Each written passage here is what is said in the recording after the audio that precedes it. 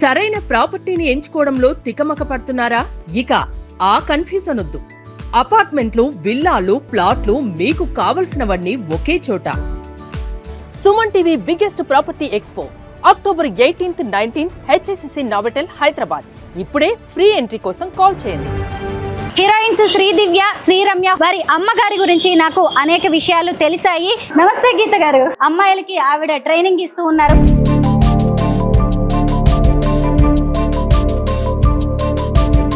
మీ ఇద్దరు కూతుళ్ళు కూడా హీరోయిన్స్ అయినా కానీ మీ బ్యాక్గ్రౌండ్ ఏంటి అనేది మీరు మర్చిపోలేదు. ఎక్కడి నుంచి వచ్చారు అనేది మీ రూట్స్ మర్చిపోలేదు. ఇది నాకు జీవనోపాధి అయింది. నా పిల్లలు ఇద్దరిని హీరోయిన్ చేయడానికి ఇది చాలా హెల్ప్ అయింది.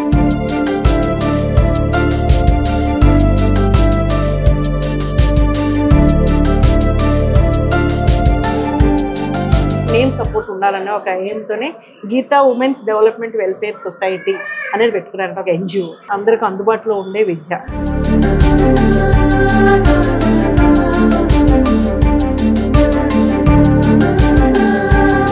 సినిమా హీరోయిన్ గా శ్రీదివ్య ఫస్ట్ రెమ్యునరేషన్ ఎంత?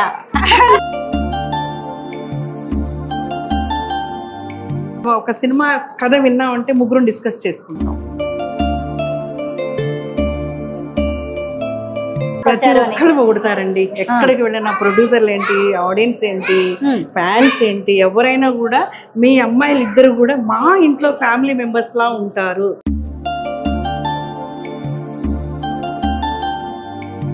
అందరికీ నమస్కారం. నేను Swaroopa Potlapalli. Welcome to Suman TV. సంప్రదాయ కట్టుబొట్టుతో తెలుగు ధనానికి కేర్ ఆఫ్ అడ్రస్ లా ఉంటారు హీరోయిన్ శ్రీదివ్య.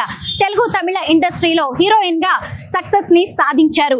అయితే ఆమె నటించిన మనసారా, మల్లెల తీరం, బస్ స్టాప్ వంటి సినిమాలు చాలా మంది చూసే ఉంటారు. ఇటీవల రిలీజ్ అయి హిట్ అయిన సత్యం సుందరం సినిమాలో హీరో కార్తీకి భార్యగా నటించారు శ్రీదివ్య. చిన్నప్పుడే ఆమె జాతీయ బాల నటి పురస్కారాన్ని కూడా అందుకున్నారు.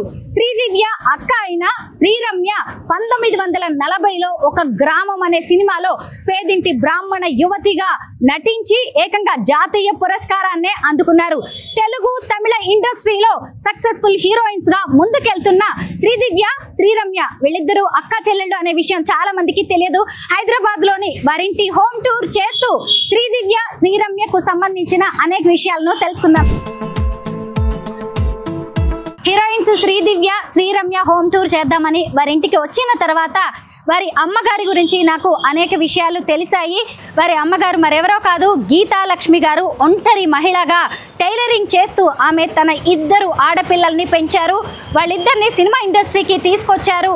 ఇండస్ట్రీలో హీరోయిన్స్ చేశారు. ఒకవైపు తమిళ ఇండస్ట్రీలో, ఇంకొక వైపు తెలుగు ఇండస్ట్రీలో వాళ్ళు సక్సెస్ఫుల్ గా ముందుకు వెళ్లేలా సినిమా హీరోయిన్స్ గా తమకంటూ మంచి గుర్తింపు తెచ్చుకునేలా చేశారు గీతా లక్ష్మి గారు. ప్రతి మగాడి విజయం వెనుక ఓ మహిళ ఉంటుంది అంటారు కదా.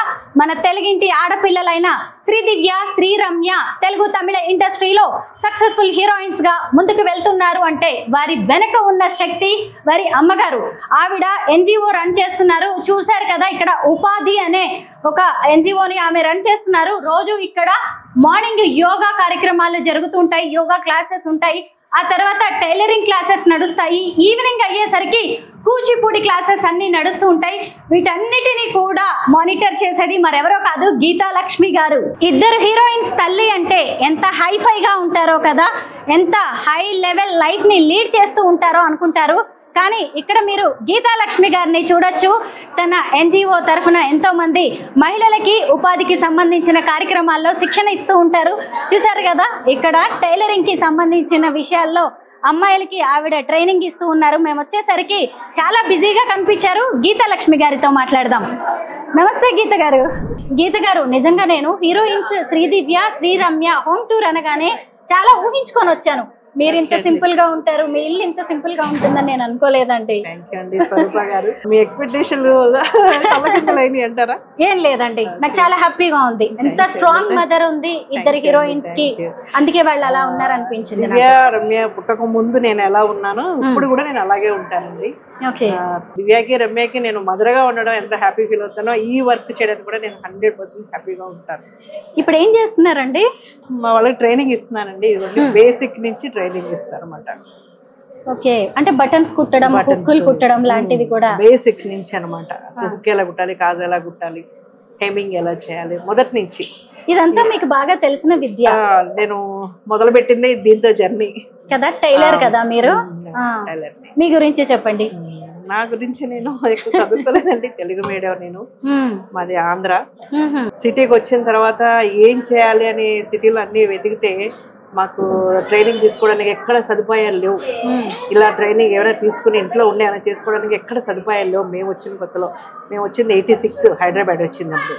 మా వారి జాబ్ పోలీస్ డిపార్ట్మెంట్ వచ్చినప్పుడు ఇక్కడ అంతా ఏంది నాకు దొరకలేదు, అడ్రస్లు కూడా తెలియవు. ఇలాంటప్పుడు నాకు వచ్చిన ఆలోచన ఏంటంటే అసలు ఇంట్లో ఉండి ఆడవాళ్ళందరికీ కూడా మనం ఏం చేయగలం, అట్లా నేను ఎలా సర్వే అవ్వగలం, కాబట్టి నేను ఏదైనా చేయగలిగితే నేను ఇంకోటి చెప్పగలనని ఆలోచించానండి. ఒక 3 నెలలు ఆలోచించాను, 3 months. నేను ఎక్కడికి వెళ్ళి జాబ్ చేయకూడదు, పిల్లల్ని ఎక్కడ మిస్ అవ్వకూడదు, కానీ నేను సంపాదించాలి, మా హస్బెండ్ నేను సపోర్ట్ ఉండాలి అని నేను మొదలు పెట్టానండి. ఆలోచించగా నాకు ఇది కరెక్ట్ అనిపించింది. టైలర్స్ వర్క్ చేయొచ్చు, అందరూ ఆడవాళ్ళు అంత మన దగ్గరకు వస్తారు, మనం వాళ్ళని కుట్టి సాటిస్ఫై చేస్తే మనకు డబ్బులు వస్తాయి అనే ఆలోచనతో అనుకున్నాం. కానీ ట్రైనింగ్ ఎక్కడ ఇస్తారో నాకు తెలియదు. చాలా సెర్చ్ చేశాను. ఎక్కడికంటే అప్పుడు బస్సులో వెళ్ళాల్సిందే కదా, బస్సుల్లో వెళ్ళి చూస్తే ఎక్కడైనా సరే వాళ్ళు చెప్పేదంతా చాలా కన్ఫ్యూజన్గా ఉండేది. నాకు చాలా ఫీజులు చెప్పేవారు, అంతంత ఫీజులు నేను ఇచ్చుకునే పరిస్థితి అప్పుడు లేను. కాబట్టి ఇట్లా కరెక్ట్ కాదని చెప్పేసి నేను ఇంట్లోనే ఉండి నాకు ఏదైతే నచ్చినవి ఉన్నాయో అవన్నీ మొత్తం విప్పదీసేదానండి. విప్పదీసి అవన్నీ పేపర్ మీద వేసుకొని కట్ చేసుకుని అప్పుడు వాటికి మెజర్మెంట్స్ ఎలా పెట్టి ఇలా కుట్టారు అని నాకు నేను క్రియేట్ చేసుకున్నాను. అప్పుడు శ్రీదివ్య శ్రీరమ్య ఏజ్ ఎంత? వేరు అప్పుడు వాళ్ళు, అప్పుడు లేరు వాళ్ళు. పుట్టక ముందు నుంచే నేను ఇది ప్లాన్ చేసుకున్నాను. నాకు పిల్లలు పుడితే నేనంటూ సంపాదిస్తూ పిల్లలకి సపోర్ట్ గా ఉండాలి అనేది ముందు నుంచే నాకు ఆలోచన ఉంది. అయితే మీరు అప్పట్లో మొదలుపెట్టిన విద్యని ఈ రోజు కూడా కంటిన్యూ చేస్తున్నారు. ఎందుకంటే మీ ఇద్దరు కూతుళ్ళు కూడా హీరోయిన్స్ అయినా కానీ మీ బ్యాక్గ్రౌండ్ ఏంటి అనేది మీరు మర్చిపోలేదు, ఎక్కడి నుంచి వచ్చారు అనేది మీ రూట్స్ మర్చిపోలేదండి. ఎందుకంటే ఇది నాకు జీవనోపాధి అయింది. అప్పట్లో నా పిల్లలు ఇద్దరిని హీరోయిన్ చేయడానికి ఇది చాలా హెల్ప్ అయింది. వాళ్ళకి డాన్స్ నేర్పించాలన్నా, అప్పుడు సీరియల్స్ లో యాక్ట్ చేసేవారు. పాపళ్ళిద్దరికి మంచి మంచి ఫ్రాక్స్ కుట్టాలన్నా, మరి అమౌంట్ కావాలి, ఎక్కడికన్నా వెళ్ళాలంటే జర్నీకి అప్పుడు కారు లేదు మాకు, మరి తీసుకుని వెళ్ళాలి, ఇవన్నిటి కూడా డబ్బులు కావాలి కదా. అవన్నీ మా హస్బెండ్ నుంచి నేను ఎక్కువ ఆయన సాధించి తీసుకోలేదు. ఉన్నదంతా మనం చేయాలి కాబట్టి నేను ఏదో వర్క్ చేయాలి కాబట్టి ఇది నేను పెట్టుకున్నాను. ఇది నాకు అప్పుడు హెల్ప్ అయింది. ఆ హెల్ప్ని నేను ఇంకొకరు హెల్ప్ చేయాలి. నేను గట్టెక్కేసాను, నేను గట్టెక్కి ఉండకూడదు. నేను హ్యాపీగా ఉన్నాను నాకు ఇష్టం ఉండదండి. నేను ఇంకోళ్ళు సపోర్ట్ చేయాలి. నేను ఎలా ఎక్కాను, నేను ఎలా అధిగమించాను, నా పిల్లలు నేను ఎలా ఒక ప్లేస్లో పెట్టుకోగలిగాను, వాళ్ళందరూ కూడా అలాంటి ఆశలే ఉంటాయి. ఇప్పుడు ఇక్కడ వచ్చి నేర్చుకునే వాళ్ళందరికీ కూడా అలాంటి ఆశలే ఉంటాయి. మేము కూడా ఇంటికి ఏదైనా ఒక సపోర్ట్గా ఉండాలి అని, అలాంటి వాళ్ళందరికీ నేను సపోర్ట్ ఉండాలనే ఒక ఎయిమ్తోనే Geetha women's development welfare society అనేది పెట్టుకున్నారంట, ఒక NGO. ఇందులో ఏంటంటే ఒక వెరీ నామినల్ ఫీసెస్ ఉంటాయి. అందరికి అందుబాటులో ఉండే విద్య, చదువు వచ్చిన వాళ్ళకి రాని వాళ్ళకి కూడా, సైన్ చేయడం రాని వాళ్ళకి కూడా నేను నేర్పిస్తాను. ఓ మిడిల్ క్లాస్ ఫ్యామిలీ, మీ భర్తకి చన్నీళ్ళకి వేడి నీళ్ళలా తోడుగా ఉండాలని టైలరింగ్ మొదలు పెట్టారు. అయితే మీ ఇద్దరు ఆడపిల్లలైన శ్రీదివ్య శ్రీరమ్యకి సినిమా సీరియల్స్ అవకాశాలు ఎలా వచ్చాయి? ఎలా ఆఫర్ వచ్చిందంటే, పాపలకి నాకు క్లాసికల్ డాన్స్ ఇష్టం అండి. అది నేను బెంగళూరు పద్మ గారి దగ్గర పాపకి డాన్స్ నేర్పించాను. నేర్పించినప్పుడు ఫస్ట్ మా పాపకి 5 years అప్పుడే శ్రీరమ్యకి రవీంద్ర భారతిలో ప్రోగ్రామ్ చేయించారు. అక్కడ దూరదర్శన్ వాళ్ళు వచ్చి మా పాప వాళ్ళిద్దరిని మహిళా నాయుడు వెళ్ళి కలవండి, అక్కడ ఒక అవకాశం ఉందని చెప్పారు. రుద్రాగాలు ఫేమస్ సీరియల్, రుద్రాగాల్లో మా జర్నీ స్టార్ట్ అయింది. రమ్యాని దివ్యాని ఇద్దరిని తీసుకుని వెళ్ళాను. రుద్రాగాల్లో యాక్ట్ చేశారా వాళ్ళు? యాక్ట్ చేశారు, ఇద్దరు చేశారు. చాక్లెట్ అండి, దివ్య చాక్లెట్ క్యారెక్టర్ చేసింది. యాక్చువల్లీ అప్పుడు అడిగింది రమ్యాని, వాళ్ళకి నచ్చింది దివ్య, ఇంకా క్యూట్ గా ఉంది కదా, దీన్ని పెట్టుకుంటావు అని అడిగారు మంజుల గారు. మీ ఇష్టం అండి, ఇద్దరు నా పిల్లలే కదా, ఎవరైనా పర్లేదు అన్నాను. దివ్యతో స్టార్ట్ అయింది జర్నీ. దివ్యకి బెస్ట్ చైల్డ్ ఆర్టిస్ట్ అవార్డు కూడా వచ్చింది కదా భారతీలో. భారతి అది కూడా మంచి దేశం గురించి పోరాటం, ఒక ఆడపిల్ల ఎలా చేస్తుందనండి. ఆ తర్వాత మరి సినిమా అవకాశాలు ఎలా వచ్చాయి? హీరోయిన్స్ గా అవకాశాలు అంటే ఇంకా దివ్య రమ్య ఇద్దరు కూడా ఆ ఫీల్డ్ లో అందరికి గుర్తింపు వచ్చింది కదండి. శ్యామ్ ప్రసాద్ గారు చేసాం, రాజమౌళి గారిది, తర్వాత రాజమౌళి గారిది రాఘవేంద్ర గారి సీరియల్ ఒకటి చేసాం. సీరియల్ బిజీ చాలా, అలా ఉండగానే రఘుబాబు గారు అప్రోచ్ అయ్యారు హీరోయిన్ గా చేయడానికి. ఇంకా అప్పుడు మేము శ్యామ్ ప్రసాద్ గారిది ఒక సీరియల్ చేస్తున్నాం, తూర్పు వెళ్లే రైలు. ఆ టైంలో రవిబాబు గారు అప్రోచ్ అయ్యి మనసారా చేద్దామని అడిగారు.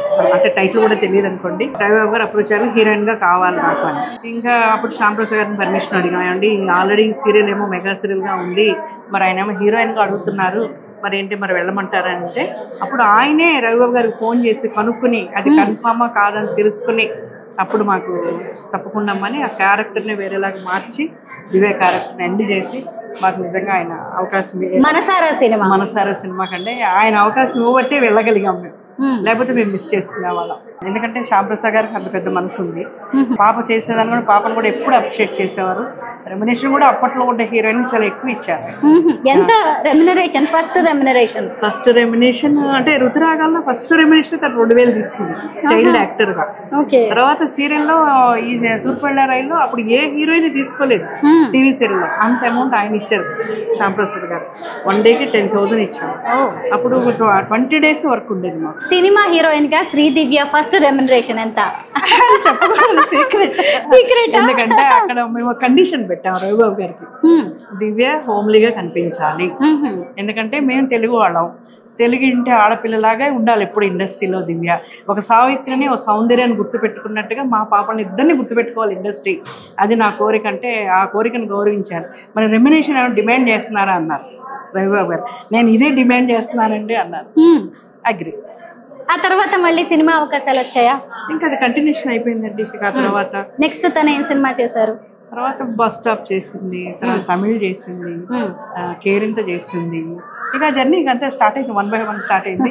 ఇంకా బస్ స్టాప్ చాలా ఫేమ్ అయింది కదా, మారుతి గారు చాలా ఫేమ్ అయింది. అది 100 days కూడా ఆడింది, ఫుల్ హౌస్ఫుల్. యూత్ కనెక్ట్ అయింది ఆ మూవీ. అది చూసి తమిళ వాళ్ళు వచ్చి వర్తపడాలి వాలీబాల్ సంఘం అడిగారు. శ్రీదివ్య యాక్ట్ చేసిన మల్లెల తీరంలో సిరిమల్లె పువ్వు అనే సినిమా కూడా చూసాను. అసలు ఎంత బాగుంటుందో. రామరాజు గారు డైరెక్టర్, ప్రొడ్యూసర్ వచ్చి ఉమాదేవి గారు. నాకు ఇప్పటికీ అలా గుర్తుండిపోయిందండి. ఎందుకంటే అందులో ఆమె చీరలు ఎంత బాగుంటాయో మన ముగ్గురు డైరెక్టర్ గారే సెలెక్ట్ చేశారు. డైరెక్టర్ గారే సెలెక్ట్ చేశారు. కథ చెప్పినప్పుడు నేను ఫుల్ ఫిదా అయిపోయానండి. అంటే ఆడపిల్లలకి, ఆడవాళ్ళకి, ఉమెన్ కి ఇంత రెస్పెక్ట్, అంత సెన్సిటివ్ పాయింట్ ఆయన రాసుకున్నారు. అది మా పాప ఖచ్చితంగా చెయ్యాలి అని మేము చేసాము. ఆ సినిమా అంతే 100% అది ఏమంటారు, ఆయన ఎలా ఊహించారో అలా కరెక్ట్గా వచ్చిందండి ఆ సినిమా. అది చూసిన వాళ్ళందరికీ ఫిదా అయిపోతారు. నిజంగా మీరు స్టార్టింగ్ లో ఒక మాట చెప్పారు కదా, ఒక సావిత్రిని, సౌందర్యాన్ని గుర్తుపెట్టుకున్నట్టుగా మా అమ్మాయిని గుర్తుపెట్టుకోవాలని. ఆ మల్ల తీరం అనే సినిమా చూసినప్పుడు మాకు అనిపించింది ఇండస్ట్రీకి నిజంగా ఒక మంచి హీరోయిన్ దొరికింది. క్రిష్ డైరెక్టర్ గారు కూడా మెచ్చుకున్నారు. మళ్ళీ ఒక సావిత్రి ఆవిష్కరించారని అడిగారు. అప్పట్లో ఆయన గౌరవించారు. ఇంటర్వ్యూలో చెప్పారు దివ్య గురించి ఆ మాట.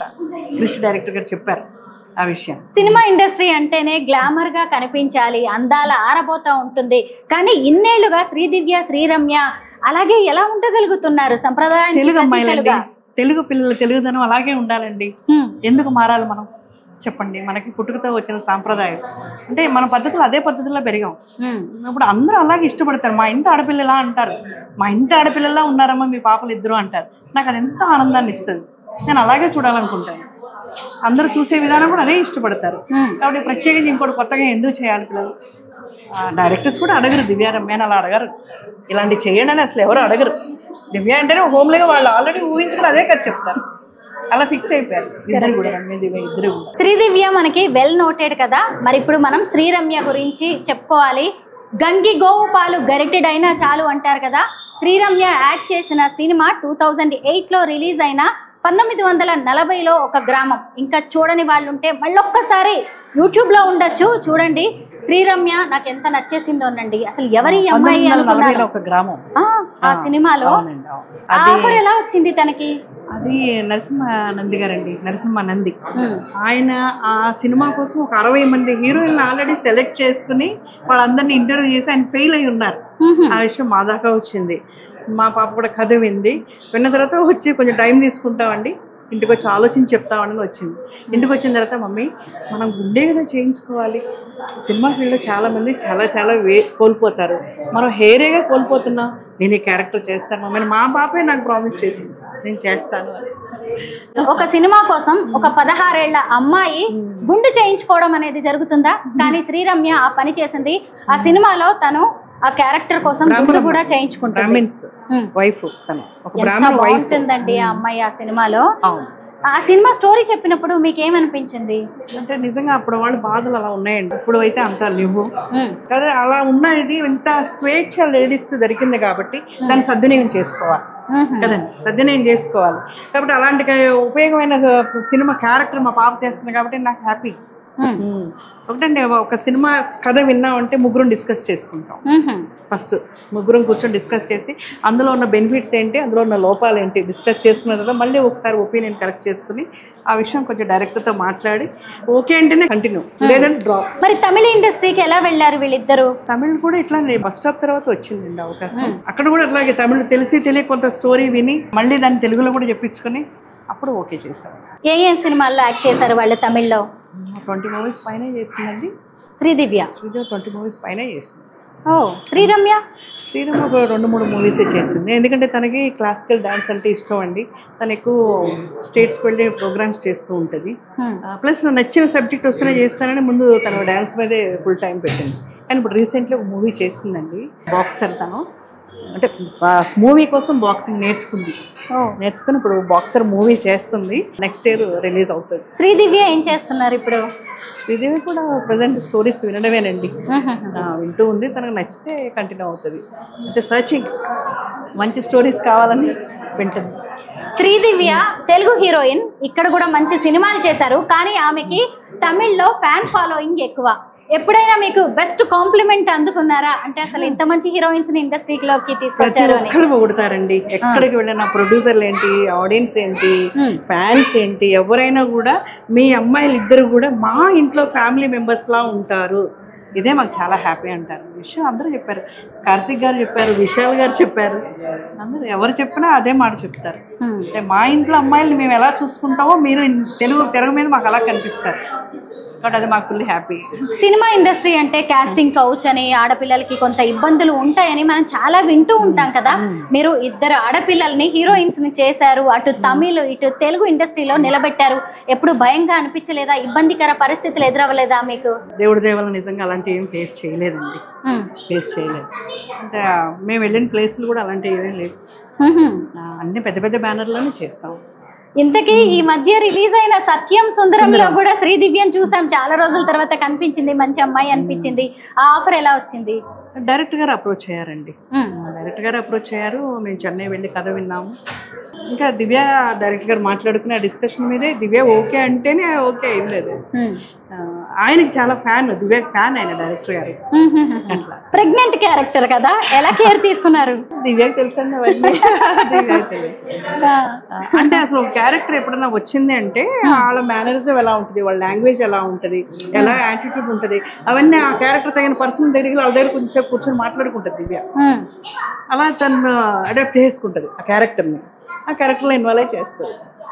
అయితే మనము ఇలా సంప్రదాయంగా ఉంటే కుదరదు, గ్లామర్ గా కూడా కనిపించాల్సిందే, ఈ రోజుల్లో ఇది నడవదు, లేదు ఇక మనం స్టైల్ మారుద్దాం అనిపించలేదా? ఇలా ఉంటే అవకాశాలు ఎక్కువ రావట్లేదు అని. ఇక అవకాశాలు అంటే వస్తాయండి, అవకాశాలు చాలా వస్తాయి. అది మన అభిరుచి కదండి, మన అభిరుచిని మనం గౌరవించుకుంటూ వెళ్తున్నారు అంతే.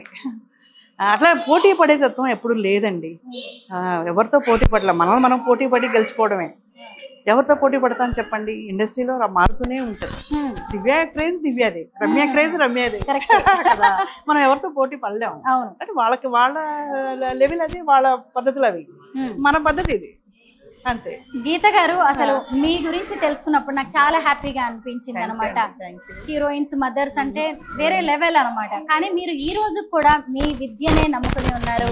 అయితే ఒకే చోట మార్నింగ్ యోగా, ఆఫ్టర్నూన్ అయ్యేసరికి ఏమో ఇక్కడంతా టైలరింగ్, 10:30 నుంచి 3 వరకు బిజీగా ఉంటారా మీరు? అవునండి, 24 hours ఉంటాను, 365 days.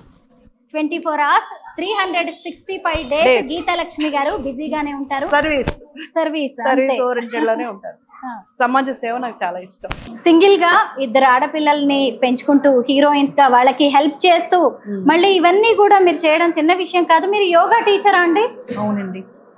అవును. నేర్పిస్తూ ఉంటారా? నేర్పిస్తా అండి, టీచర్ ట్రైనింగ్ కూడా ఇస్తాను. ఓకే. యోగా టీచర్ ట్రైనింగ్ అంటే వాళ్ళు ఎవరికైనా హెల్త్ ఇష్యూస్ ఉంటే హోమ్ సర్వీస్ చేయాలంటే వీళ్ళు మేము ట్రైన్ చేసి పంపిస్తాం. ఇక్కడ యోగా క్లాసెస్ టైమింగ్స్ ఎలా ఉంటాయి? మార్నింగ్ 5:30 నుంచి స్టార్ట్ అవుతుందండి. 5:30, 6:30, 7:30, 9:30 వరకు ఉంటాయి. 10:30కి నేను ఇక్కడ కంటిన్యూ ఉంటాను. ఓకే.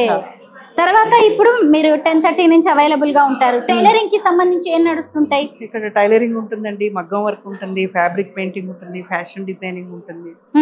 ఇవన్నీ అన్ని క్లాసులు రన్ అవుతాయి. అంటే కోర్సెస్ లా నడుస్తాయా? Classes courses. మళ్ళీ కూచిపూడి క్లాసెస్ ఏ టైం లో స్టార్ట్ అది అవుతాయి? ఈవినింగ్ అండి, 5 to 6 ఉంటుంది. ఓహో, 5 to 6, 6 to 7 2 బ్యాచెస్ ఉంటాయి. కూచిపూడి ఉంటుంది, జుంబా క్లాస్ కూడా ఉంటుంది ఈవినింగ్.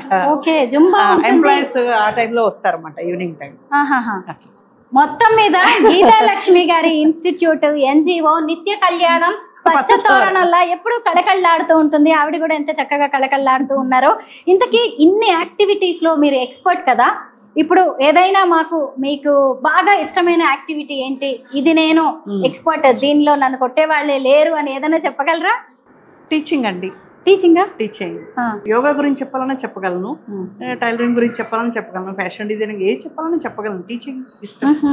Multi talented lady. ఈ ఏరియాకి వచ్చి గీతాలక్ష్మి గారు అంటే ఆవిడ పేరు చెప్పగానే చాలా మంది గుర్తుపట్టేస్తూ ఉంటారు. ఎందుకంటే ఇప్పటి వరకు కొన్ని వేల మందికి ఆవిడ ట్రైనింగ్ ఇచ్చారు. 10,000 మందికి పైగా. ఒక అమ్మగా మీకు ఆడవాళ్ళకు ఉండే కష్టాలు ఏంటో తెలుసు. నేను ఇందాకటి నుంచి వచ్చినప్పటి నుంచి చూస్తున్నాను. మీరు చూస్తున్నారు కదా ఇక్కడ ఎంత మంది మహిళలు ఉన్నారో. మహిళలతో పాటు వాళ్ళ పిల్లలు కూడా ఉన్నారు. ఏదైనా ట్రైనింగ్ క్లాస్ కానీ ఎక్కడికైనా వెళ్ళినప్పుడు, జాబ్కి కానీ పని మీద వెళ్ళినప్పుడు చాలా మందికి ఒక భయం ఉంటుంది, పిల్లల్ని ఎక్కడ పెట్టాలి అని. కానీ గీతాలక్ష్మి గారు ఒక అమ్మలాగా వీళ్ళందరికీ ట్రైనింగ్ ఇస్తున్నారు. చిన్న చిన్న పిల్లలు ఎంత మందిని నేను ఇక్కడ చూసాను, మంచిగా అనిపించిందండి. థ్యాంక్ యూ అండి, థ్యాంక్ యూ. ఏంటి ఎక్స్పర్ట్ అని అడిగారు కదా, ఒక 15 నిమిషాల్లో నేను బ్లౌజ్ కుట్టివ్వగలను. 15 నిమిషాల్లో బ్లౌజా? గీత గారు నిజమేనా? ఎందుకంటే ఈ రోజుల్లో బ్లౌజ్ కుట్టించుకోవడం అనేది చాలా ఇబ్బందికరమైన విషయం. ఈ రోజు టైలర్ కి ఇస్తే వారం రోజుల తర్వాత కూడా ఇస్తారో లేదో, ఆ స్టిచ్చింగ్ సరిగ్గా ఉంటుందో లేదో అనే భయాలు ఉన్నాయి. మీరు 15 నిమిషాల్లో బ్లౌజ్ కుట్టగలను అంటే నాకు చాలా సర్ప్రైజింగ్ గా ఉంది. నేను 15 నిమిషాలు కుట్టించేస్తా అండి. కస్టమర్ వస్తే మాత్రం 1 అవర్ టైం తీసుకుంటా. అలాగా? అంటే 1 అవర్ టైం తీసుకుంటా. ఇది మీరు వచ్చే ముందే కుట్టింది. ఇది శారీలో బ్లౌజ్ అండి. ఇది కొంచెం పెద్దవాడిది, అందుకని మనం సింపుల్ గా కుట్టాము. మీరు ఏ బ్లౌజ్ ఇచ్చినా, ఏ డిజైన్ ఇచ్చినా మీరు కుట్టివ్వగలం. 1 అవర్ కస్టమర్ నుంచి ఇబ్బంది ఉండదు కూడా. 1 అవర్ టైం తీసుకుంటాం. ఇప్పుడు ఒక ఏజ్ తర్వాత టైలరింగ్ చేయలేరు, మీరు చేస్తారా? చేయగలనండి. ఓకే, చూద్దాం.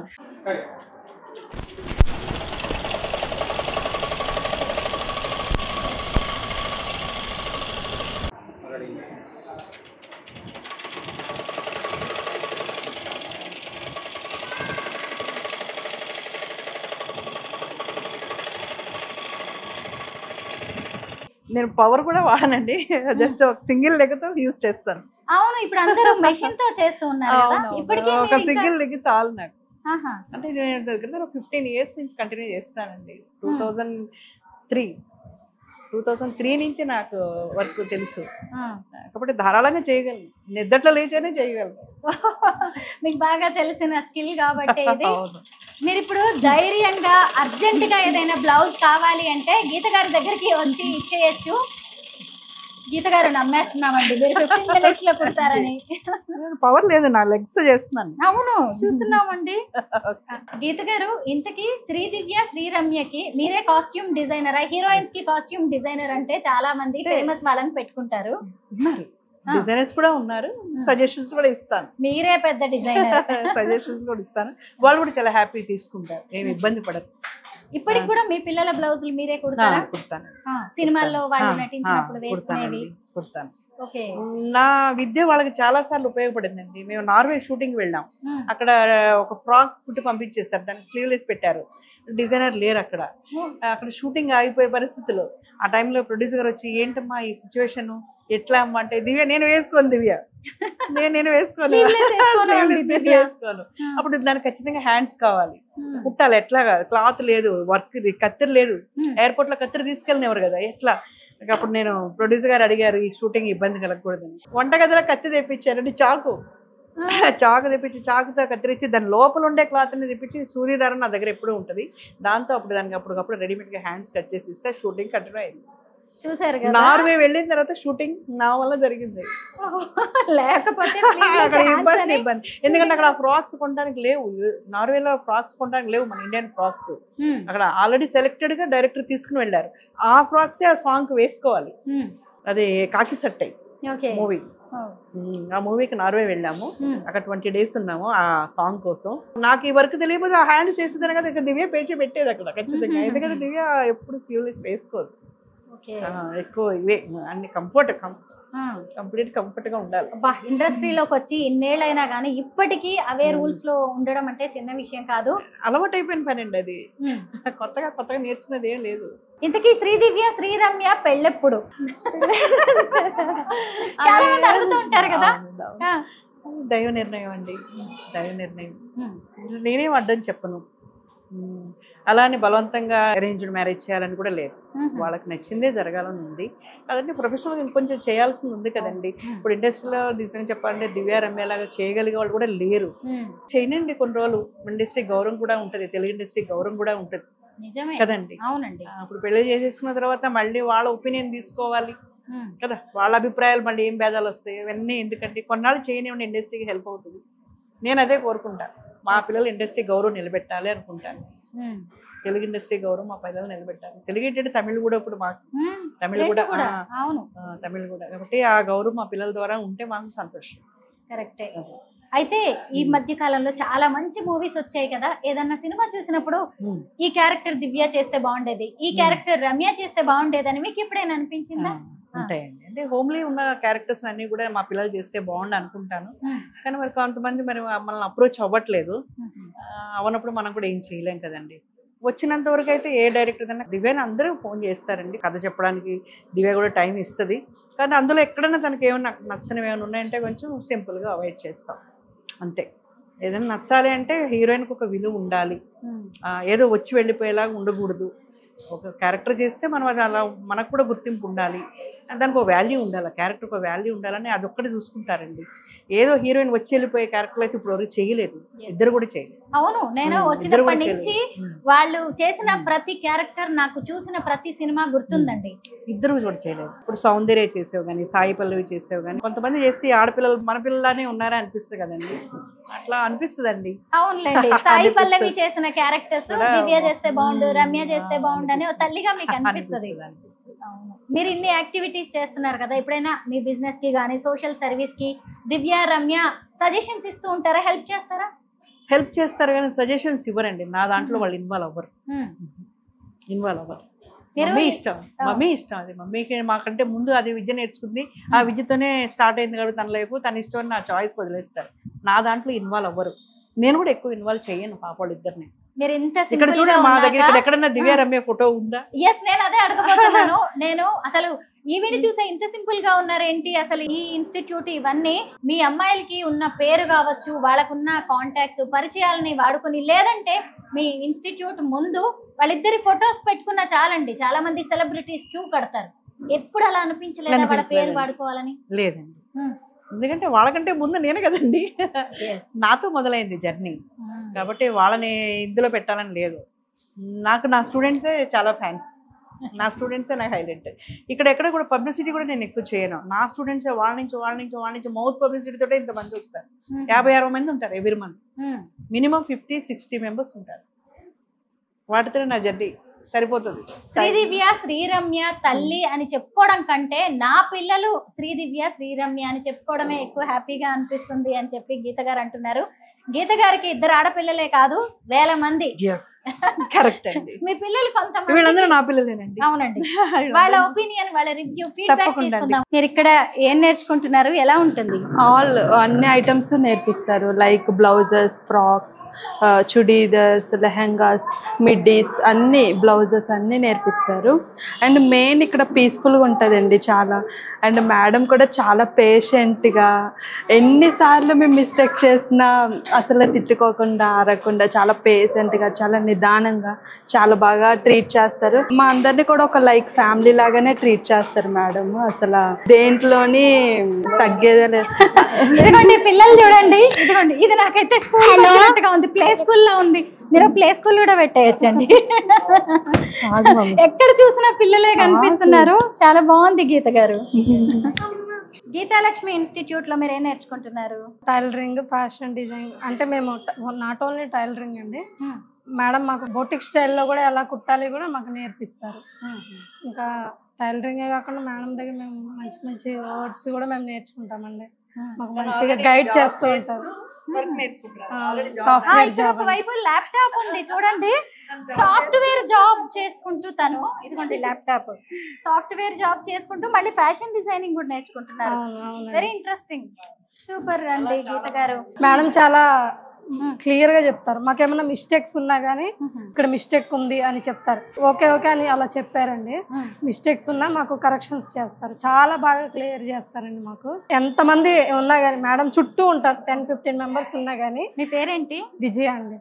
విజయ గారిని ఇప్పటిదాకా అందరూ సాఫ్ట్వేర్ ఇంజనీర్ అని ఉంటారు, ఇక నుంచి ఫ్యాషన్ డిజైనర్ అనొచ్చు. గ్రేట్ గా హ్యాపీగా గీతాలక్ష్మి గారి ఇన్స్టిట్యూట్ లో నేర్చుకున్నారని చెప్పొచ్చు. గీత గారు, ఇక్కడ ఉన్న స్టూడెంట్స్ ని చూసిన తర్వాత నాకు ఒక్క విషయం అర్థమైంది. మీరెంత పద్ధతిగా ఉన్నారో, మీ పిల్లల్ని ఎంత పద్ధతిగా పెంచారో, ఈరోజు హీరోయిన్స్ గా వాళ్ళని ఎంత పద్ధతిగా ఇండస్ట్రీలో ఉంచారో, మీ స్టూడెంట్స్ కూడా అలాగే ఉన్నారండి.